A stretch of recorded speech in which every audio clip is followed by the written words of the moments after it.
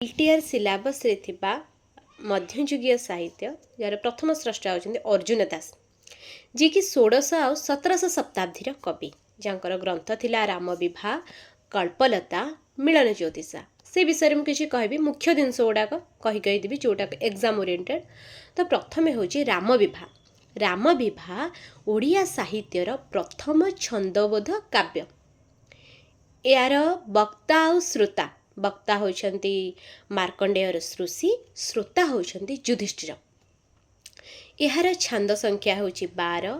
यार विषय वस्तु कवि सारला महाभारत आउ रामायण रु ही संग्रह करथिले। एतिकी हूँ यार मुख्य जिनस।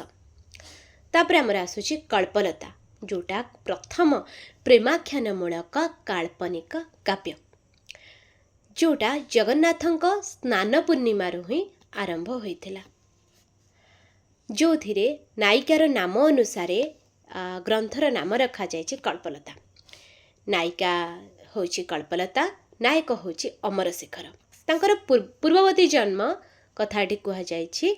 पूर्ववर्ती जन्म रे नायिका थिला कर्नाटक देशर सुरेखा और नायक होछि मल्हाल देशर गंधर्व बसंतक। तो दुई जनकर परजन्म रे किबळ भाबरे मिलन हेउछि। प्रथमे विवाह पुणी विरह विच्छेद पुणी पुनः मिलन होई ग्रंथटी शेष होछि। एतिकी होछि यार मुख्य। तापर आसुछि मिलन ज्योतिषा जोटा कि गोविंद रथंक द्वारा 1904 मसीह लोकालोचन को आसीथिला।